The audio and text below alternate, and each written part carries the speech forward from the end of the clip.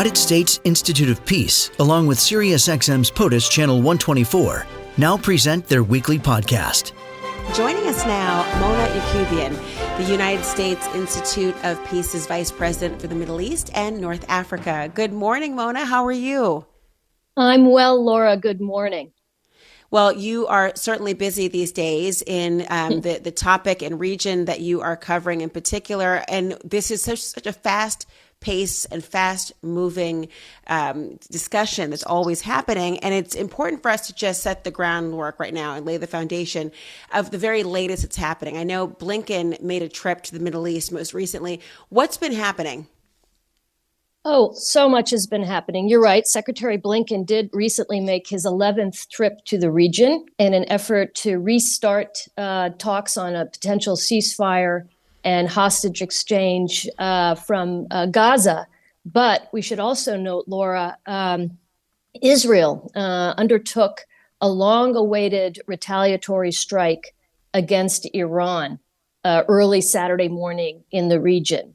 This was in retaliation for a strike that Iran took on Israel on October 1st. So we've got a region that really is on fire, and that's no exaggeration, unfortunately. Let's talk about that. I read your piece recently on foreignaffairs.com about how you said with the Middle East on fire, the United States could restore deterrence and pull the region back from the brink. How? Well, right now we're looking at a region really in which there are no guardrails anymore.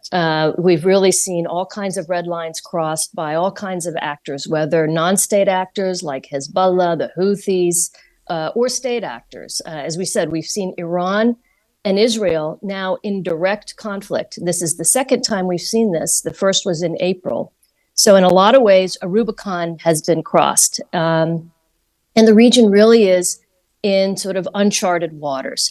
So what I'm arguing for is, look, the United States can play a key role by starting to really pull back and put in place different kinds of mechanisms to help with both immediate de-escalation amongst actors and then also longer term to build the foundation for a regional security architecture.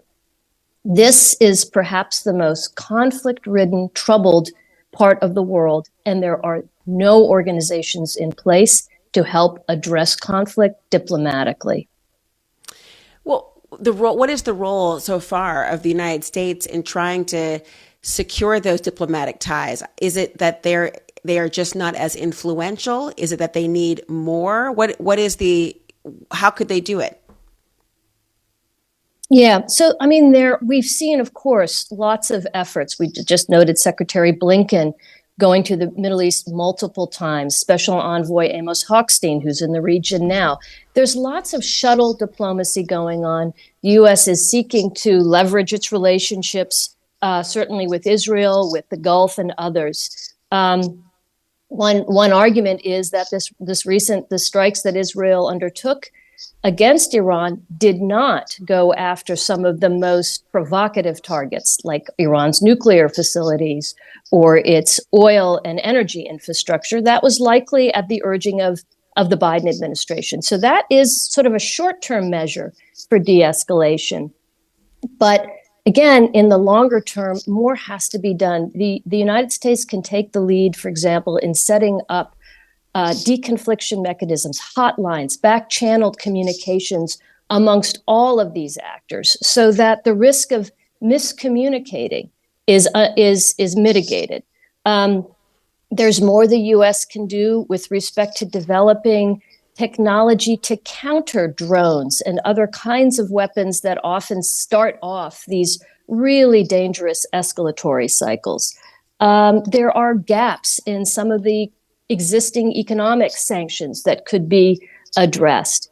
And then again, I think we really need, Laura, a longer term vision here. How does this very troubled part of the world set in place an architecture to address conflicts, honestly, before they break out? It's so important to think about it and break it down the way that you have. And I think one of the frustrations that a virtual layman may be experiencing, or even those who are experts in this area, is that unlike other conflicts where we have become accustomed to clear red lines or mutually agreed upon rules of engagement, those seem to be increasingly obsolete, which is fatally undermining the efforts to get to the areas you're talking about. You're absolutely right. I mean, this is why this period in the Middle East is so frightening. We're seeing actors undertake risks that we've never seen before. We don't have the kinds of clearly set red lines. And so in that kind of an environment, all of these different players are testing and probing each other to see what they can get away with.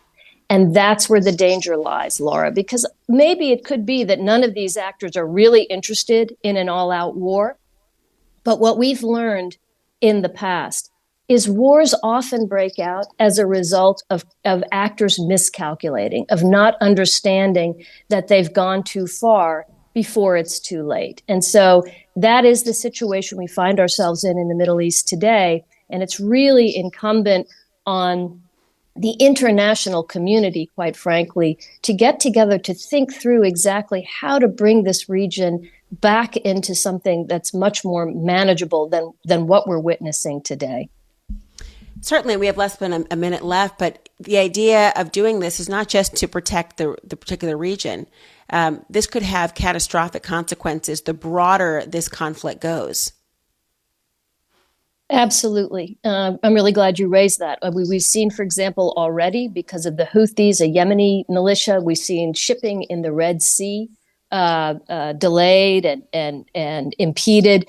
The big concern is if there is an all-out war in the region, we'll see oil and energy prices go sky high with enormous implications for the global economy, including here in the United States.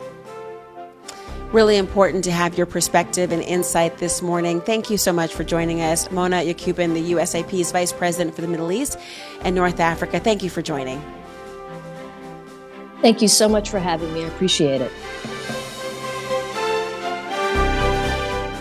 This podcast has been brought to you by the United States Institute of Peace and SiriusXM's POTUS, Channel 124.